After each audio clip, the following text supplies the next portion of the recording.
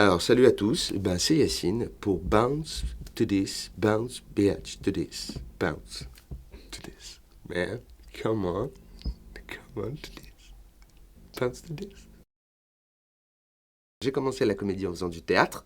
J'ai fait pas mal de théâtre, j'ai écrit des pièces, on a monté une troupe avec des potes et on a fait un spectacle entièrement écrit par nous, mis en scène par nous, joué par nous en banlieue.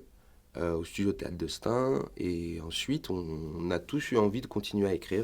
Et puis, après le stand-up, c'est arrivé pratiquement par... en fait, commencer à en faire, c'est arrivé par accident. Parce que j'aimais beaucoup ça, mais les gens ne connaissaient pas beaucoup. Je me souviens que j'avais fait une scène en 99. J'avais 18 ans. Et donc j'ai joué devant des gens. En fait, c'est les scènes ouvertes à Paris où tout le monde t'accueille, tout le monde peut y aller. C'est-à-dire que si ton délire c'est d'avaler des balles de ping-pong et tu trouves ça impressionnant, tu peux le faire. Tu vois, tout le monde peut faire tout ce qu'il veut. Et moi je suis arrivé en disant, bon voilà, j'ai un passage de stand-up. Et les gens ils disaient, de quoi? Je disais, non, mais laisse tomber, je parle aux gens. Et en fait, il y avait 2 personnes dans la salle. Et j'ai fait 5 minutes de bile. Mais vraiment, j'avais écrit des trucs et tout. Et les gens me regardaient comme ça. Tu vois, rien dedans. Vous comprenez rien. Et juste après moi, il y a des mecs qui sont arrivés avec des perruques et des boas de toutes les couleurs, tu sais, genre violet et bleu. Et ils étaient morts de rire. Mais vraiment, ils étaient morts de... Mais par terre. Ils faisaient rien, les gars. Enfin, rien. Je sais pas, moi, je comprenais pas, en fait. Si tu veux, je sais pas, je respecte le travail, tu vois. Mais c'était un délire à base de perruques et de... déguisés en femme, en fait. Et c'était rigolo, tu vois, si tu veux. Mais je comprenais pas. Et après, j'ai dit, bon, bah, le stand-up, c'est pas pour maintenant, quoi. Ça fait pas rire les gens. Et moi, j'étais fan de Seinfeld et de Eddie Murphy. Et puis après, en 2005, il y a un pote à moi qui faisait des soirées courts-métrages et qui m'a dit, entre les courts-métrages, en fait, on a besoin de gens qui font des petits sketchs ou des petites apparitions le temps qu'on change de DVD. Donc, si ça te dit, ben, tu participes. Parce qu'il savait que je voulais en faire. Et donc, j'ai commencé là-bas au Café Culturel. C'était... Voilà. Mais viens, petit lapin, petit. T'as faim? T'as faim? Oh, t'as faim. Moi aussi. Qu'est-ce qu'ils se disent, les lapins, sans déconner? Ils comprennent rien. Ils se disent non, mais ils ont tué la génération d'avant, la génération d'avant, la génération d'avant, la génération d'avant, la génération d'avant. Mais nous, ils vont nous donner des carottes, hein, c'est sûr. Jamel Comedy Club, bah, ça m'a apporté déjà de jouer énormément, parce on a fait beaucoup, beaucoup, beaucoup de scènes, on a fait beaucoup de dates en tournée, on est parti partout, en France, on est parti faire des gros spectacles à l'étranger, parce qu'il y avait Jamel qui nous suivait sur certaines tournées, et puis de prendre une indépendance artistique, puisque là j'ai mon spectacle, donc ça découle, il y a un lien, quoi. J'ai commencé vraiment à être connu en faisant du stand-up dans le Jamel Comedy Club. Donc ça m'a apporté surtout que les gens me reconnaissent un peu dans la rue en me disant salut, j'aime bien.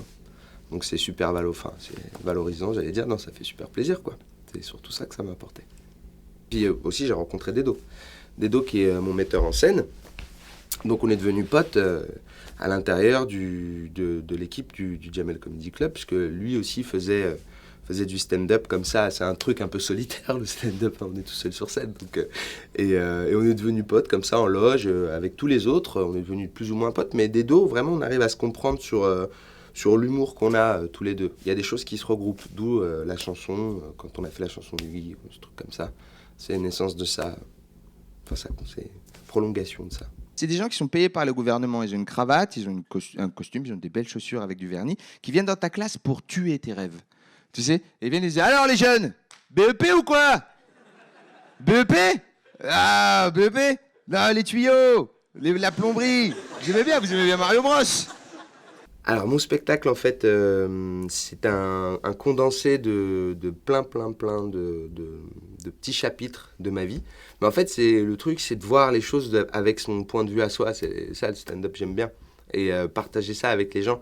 Parce qu'il y a beaucoup de gens qui ont une mauvaise idée du stand-up. Ils pensent que le stand-up, c'est uniquement charrier les gens qui sont dans la salle et se foutre de leur gueule. C'est pas du tout le principe. C'est juste adresser la parole aux gens. Voilà, leur parler. Et ceux qui veulent répondre et qui veulent participer, tant mieux. Ceux qui gueulent pour rien, il faut qu'ils la ferment, c'est important. Et moi, dans le spectacle, j'essaie juste d'aborder, disons, toute l'aventure qui s'est finie là avec le Comedy Club quand on était en tournée, etc. Parce que là, maintenant, je suis tout seul.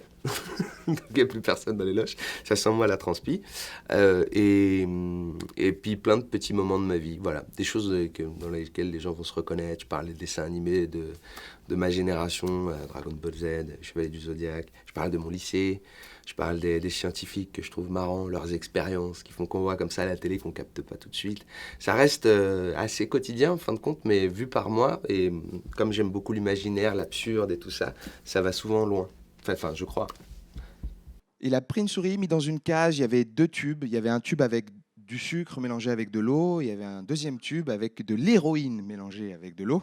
Et il a prouvé que la petite souris, après avoir goûté aux 2 trucs, préférait le sucre. Donc lui, il était content, il dit voilà, apparemment la souris préfère le sucre, donc j'ai gagné. Et personne pense à la souris, quoi.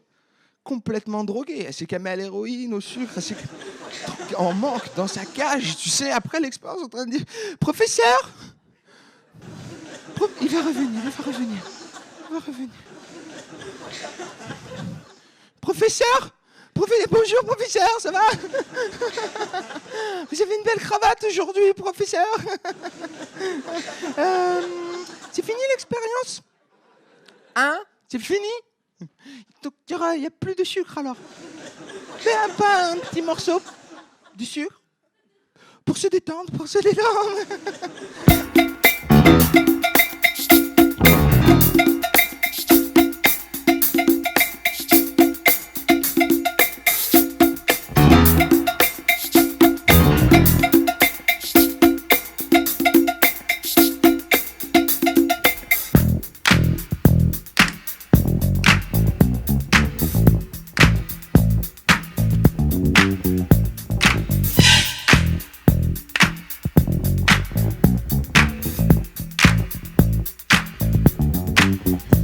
I said the hip hop, the hip it to the hip hop, you don't stop the rocker to the bang.